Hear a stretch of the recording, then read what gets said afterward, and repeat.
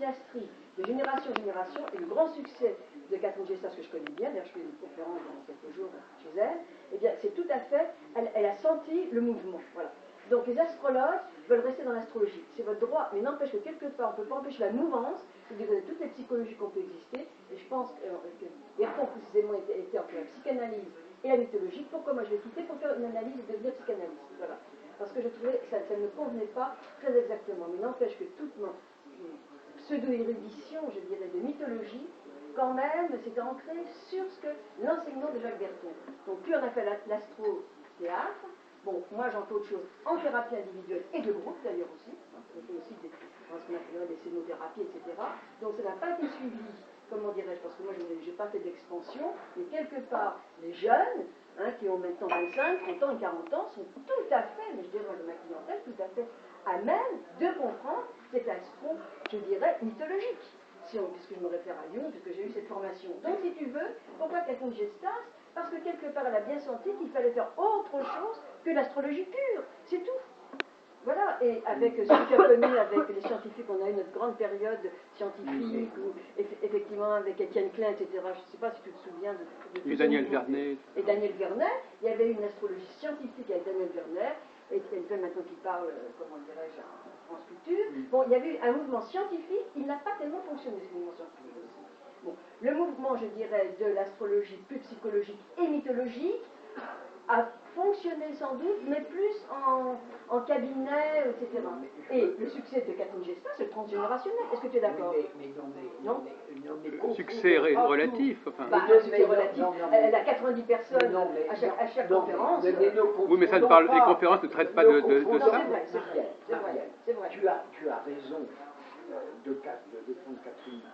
Je ne défends pas, je dis j'expose. Elle est là, mais ne confondons pas Catherine Gestas et André Barbeau. Mais je ne André Barbeau, 40 livres, traduits dans 40 langues. Mais André n'a jamais voulu faire. Mais c'est pas ça que je suis en train de dire, je dis la transmission. Mais moi je dis simplement que dans l'image de Marc, il y en a deux ou trois par siècle, c'est tout. On ne parle pas des mêmes choses. Alors ce n'est peut-être pas, ce n'est pas forcément toujours de la qualité, mais le fait est qu'il y en a deux ou trois par siècle qui arrivent dans chaque discipline, qui sont reconnus universellement. Didier, je ne te dis pas ça, je te dis simplement que les jeunes, si tu n'ont pas envie d'une astrologie prédictionnelle et de caractère, ont envie de quelque chose qui est plus de l'ordre thérapeutique, avec toutes les, comment dire, le New Age que l'on a maintenant, c'est tout. Oui, voilà. Est-ce que le précurseur, je dirais, c'était quand même Jacques Berton, je ne l'ai pas suivi dans ce cheminement, malheureusement, je ne sais plus pour quelle raison, mais bon, voilà. Mais que quelque part, il était certainement précurseur,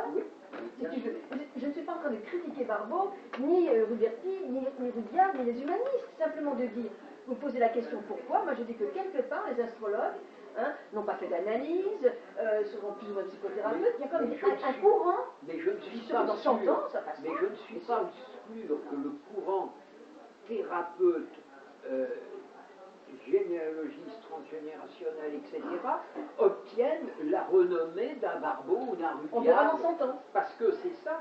En fin de compte, il y en a trois, il y en a même deux. Il y a Rudyard avec le courant humaniste et il y a Barbeau. J'allais dire Nicolas avec la politique. Oh ben Nicolas, il est tellement hermétique. Non, mais c'est quand même un Jean-Pierre immense. Nicolas. Oui, c'est un immense astrologue, mais c'est un caractériel. D'ailleurs, Barbeau, que je connais bien et avec qui il est quand même, me dit toujours Nicolas, respect. Mais c'est là le problème. C'est que les astrologues n'ont pas pu et n'ont pas su faire comprendre l'utilité que pouvait avoir l'astrologie. Je ne suis pas sûr que les nouveaux voilà. Et ils se sont contentés dans des trucs. Oh, le conditionnaliste de Jean-Pierre Nicolas. Je ne suis pas sûr que les nouveaux courants thérapeutes et générationnels puissent avoir un jour la notoriété et la vente. Si, parce que Jung, si tu veux, comme je connais bien, mais si, parce que pour l'instant, on est un peu jeune. Parce que quelque part, on ne voulait pas se dire astrologue. Donc elle était plutôt thérapeute. Donc il y a une espèce de scission. Hein. C'est beaucoup plus élégant de dire, moi je me présente comme psychanalyste. Très peu de mes patients savent que je suis astrologue. Bon, pourtant je montre les thèmes, ou je fais l'astrologie horaire, mais ils le savent, mais bon, c'est un peu... voilà. Donc c'est ça que je dis. Moi je pense que dans 30 ou 40 ans, parce que Jung n'a pas pu poursuivre, hein, quand je regarde les textes, mais quelque part entre le théâtre, la poésie, comment dirais-je, tout ce qu'on peut faire au niveau de... Eh bien j'en suis sûre, mais ce n'est que le début. Moi je suis en train de former des gens qui sont complètement là-dedans, qui sont jeunes. Alors c'est pas tout de suite. Mais écoutez, moi je vais vous dire ce que m'a dit un jour un Américain. Bon, est-ce que ça peut servir à quelque chose? Oui. Si ça sert à quelque chose, je vous écoute. Si ça ne sert pas à quelque chose, je vous écoute pas. C'est la mentalité américaine, mais c'est très clair et c'est très net. Je n'aurais pas voilà. Il faut faire comprendre que l'astrologie peut rendre service. À partir de là, on peut en sortir. Oui, pourquoi tu ne voudrais pas que l'astrologie s'applique en thérapie quand il y a des synchronicités? Mais pour la grande majorité des gens... Attention, attention, je ne conteste ni qu'elle s'applique à la thérapie, ni que... du tout, je dis simplement que lorsque Catherine Gestas ou les autres vendront 45 ou 50 000 bouquins comme Barbeau l'a fait, on pourra en parler. Alors, c'est simplement ça. Tu veux que je te dise? Moi, je n'ai publié aucun bouquin sauf un seul avec André. C'est le grand problème de Jacques. Jacques est un immense astrologue et je pense qu'il a fait Les Magies du Scorpion, qui est un livre fabuleux. Il ne l'a jamais pu le faire. S'il te plaît, Claude, il y a la caméra. Jacques n'a jamais pu faire éditer Les Magies du Scorpion. Il a publié Conte d'auteur. Oui. En édition limitée, polycopiée. Merci. Ça n'empêche pas que c'est un immense astrologue. Ça n'empêche pas que Catherine Gestas et les autres sont certainement très très bien. Mais je dis qu'en réussite, c'est comme tout à l'heure le oui dont on a vu le thème. Pour être une vedette, il ne suffit pas d'avoir la compétence et le tout, il faut tout. Je voudrais quand même intervenir sur ce sujet. Tout un ensemble qui fait que tout suit. L'air du temps, les éditeurs, les soutiens, les tout, c'est tout. Et ça,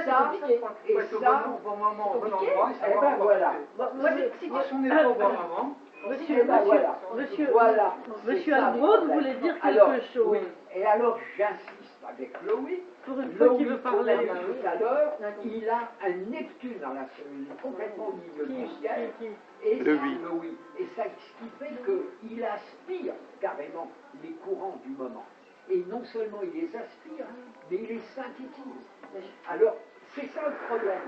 Et je ne suis pas sûr que ni la thérapie, ni l'astrologie, ni ceci, ni cela, soient en mesure de fédérer. Mais je pourrais quand même ajouter quelque chose. À propos d'André Barbeau, moi je dis qu'il n'a pas été entendu, André Barbeau, en réalité. Parce que vous en parlez d'André Barbeau. En réalité, les principes qu'il avait posés dans les années 60-70, ils sont totalement bafoués par les astrologues d'aujourd'hui. Donc il n'est pas parvenu à rénover la pratique de l'astrologie, alors qu'il avait voulu le faire. Alors je suis désolé de le dire, de ce côté-là, il n'est pas écouté. Par exemple, je vous donne un exemple. Quand en astrologie mondiale, aujourd'hui, on parle d'Uranus en bélier, Pluton en Capricorne, etc., c'est des trucs qui sont aux antipodes de ce que voulait faire André Barbeau. André Barbeau, il avait dit qu'il fallait dégager l'astrologie du zodiaque au niveau mondial. Or, quand on va aux réunions de l'association, on en parle de Saturne en Scorpion, etc. Ça n'était pas du tout le message d'André Barbeau. Donc, sa dimension de renouvellement, elle n'a pas été entendue. Mais qu'elle soit entendue ou pas, c'est le problème des lecteurs. Non, mais je parle de ça. C'est le problème de lecteurs. Écoutez, on est en train de parler complètement dans le vide. Tous les astrologues font des bouquins pour les gens qui s'intéressent à l'astrologie, pour des gens qui veulent apprendre l'astrologie. Il n'y a pas un bouquin qui soit pour le peuple, pour le populaire, pour les gens qui vont le lire agréablement en disant « Ah ben tiens, l'astrologie, ça peut servir à quelque chose ». C'est ça qui manque.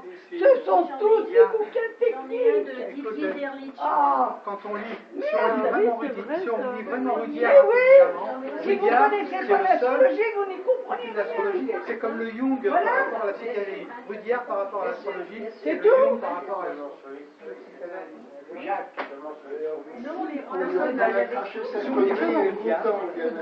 Les gens, ils veulent bien Oui. s'intéresser Qu'est-ce que vous disiez? si on leur met quelque chose de visible. Si André Barbeau n'est pas écouté, Oui. ce n'est pas le propre d'André Barbeau, c'est de la responsabilité de ses lecteurs. J'ai pas dit le contraire, mais au départ, on parlait de la crise de l'astrologie actuelle, et cette crise de l'astrologie actuelle, elle est due au fait que les gens qui ont voulu réformer l'astrologie n'ont pas été entendus, et qui continuent à faire l'astrologie comme on la faisait avant Barbeau et avant Nicolas. Et toi, le premier d'ailleurs. C'est-à-dire qu'en fin de compte, l'astrologie qu'on pratique en 2014, c'est l'astrologie qu'on pratiquait il y a 50 ans, et même 60 ans. Elle n'a absolument pas avancé, elle ne s'est pas réformée, et les réformateurs, et donc là il y a un échec des grands réformateurs dont tu parles, c'est qu'ils n'ont pas du tout été entendus. Par exemple, même Yves Le Noble, il ne tient absolument pas compte de l'enseignement de Barbeau. Quand vous l'entendez parler d'astrologie mondiale, on a l'impression d'être dans les années 50. C'est ce qu'avait dit André Barbeau, par exemple, sur le cycle Saturne-Neptune. Quand il parle de Saturne-Neptune, par exemple, il entend par là qu'il ne fallait pas tenir compte des autres planètes ou des autres signes, il fallait tenir compte uniquement de Saturne-Neptune. Or, les astronomes n'arrêtent pas de combiner tous les facteurs entre eux. Donc, les grands messages de Barbeau, toi tu nous parles de Barbeau connu, ça, mais tu ne nous dis pas quel était l'essence de son message, quel était le fondement de l'enseignement de Barbeau. Tu nous dis il était connu, mais qu'est-ce qu'il a voulu apporter à l'astrologie? Qu'est-ce qu'il a apporté à l'astrologie? C'est pas le moment, je suis à la fin d'une séance, je n'ai pas de revenu d'abord, on en parlera plus.